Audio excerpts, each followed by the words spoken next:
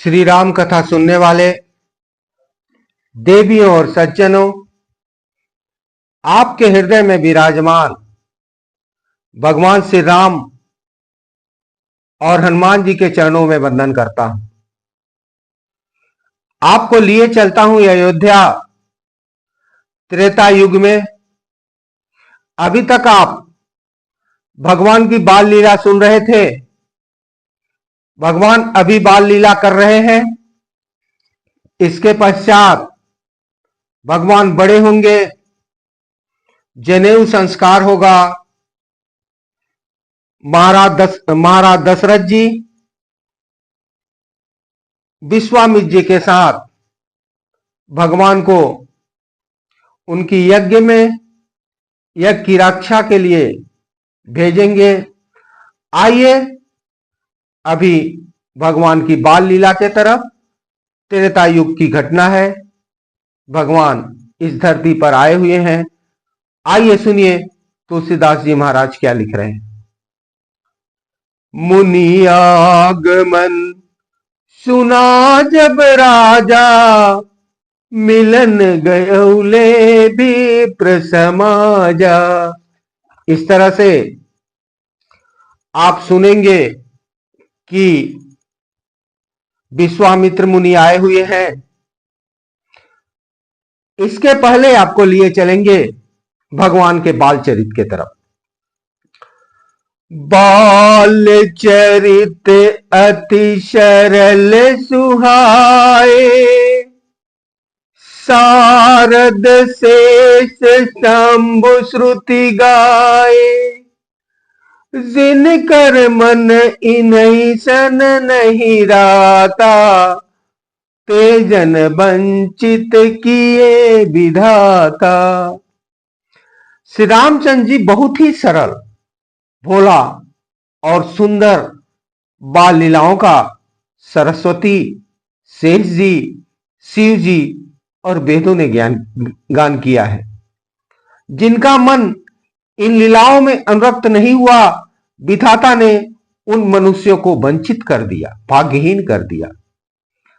भय कुमार जब ही सब भ्राता, दिन जनेऊ गुरु पितु माता।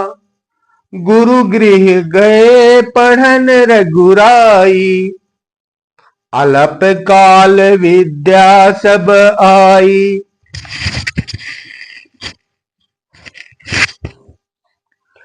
जो ही सब भाई कुमार अवस्था के हुए, त्यों ही गुरु, पिता और माता ने उनका यज्ञोपवीत संस्कार कर दिया। श्री रघुनाथ जी गुरु के घर में विद्या पढ़ने गए और थोड़े ही समय में उनकी सब विद्याएं उनको आ गई। जाकी सहज श्वास श्रुति चारी, सोहरि पढ़ यह कौतिक भारी।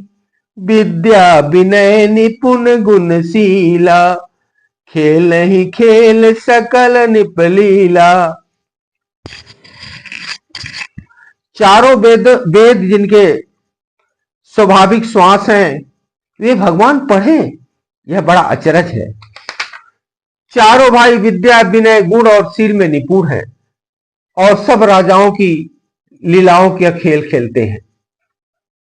भगवान ने वरदान दिया था कि साधारण मनुष्य के रूप में इस धरती पर आऊंगा, इसीलिए भगवान एक साधारण मनुष्य का कर्तव्य कर रहे हैं।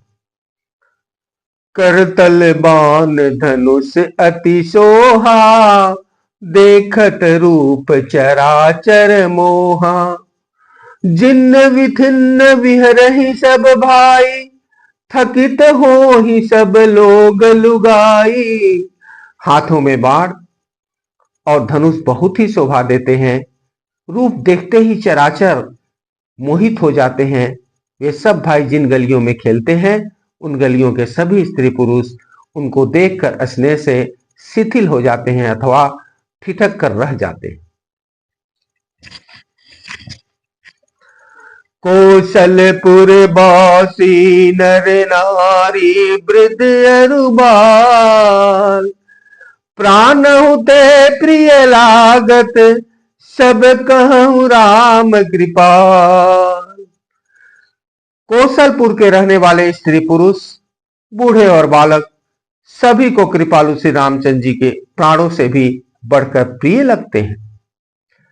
बंधु सखा संग ले ही बोलाई, बन मृग चित खेल ही जाई, पावन मृग मार ही जिय जानी, दिन प्रतिनिप्र ही दिखा वही आनी। इस तरह से भगवान श्री राम अपनी बाल लीला को करते हुए भाइयों और इष्ट मित्रों को बुलाकर साथ में ले जाते हैं और नित्य वन में जाकर शिकार खेलते हैं। मन में पवित्र समझकर मृग को मारते हैं और प्रतिदिन लाकर राजा दशरथ जी को दिखलाते हैं।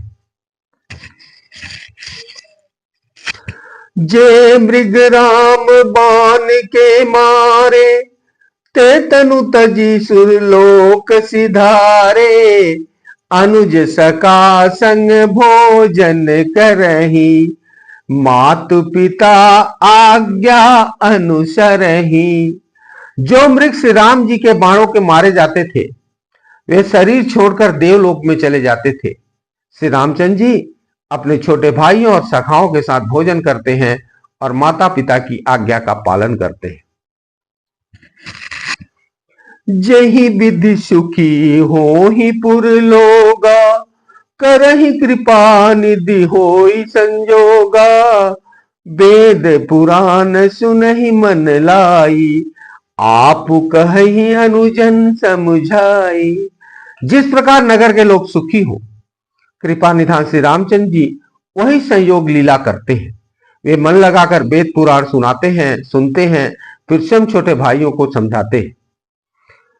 प्रातः काल उठ के रघुनाथा, मात पिता गुरु नावहि माथा, आयसु मागी करहि पुर काजा, देख चरित हर सई मन राजा।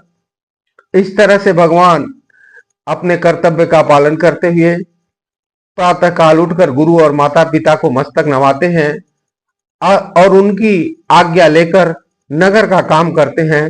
इस तरह से भगवान का बालपन का चरित्र चल रहा है।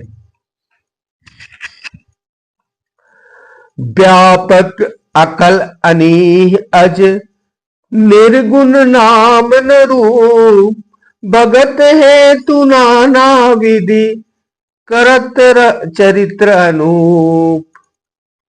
जो व्यापक अकल, इच्छा रहित, अजन्मा और निर्गुण है तथा जिनका न नाम है न रूप है, वही भगवान भक्तों के लिए नाना प्रकार के अनुरूप अनुपम चरित्र कर रहे हैं।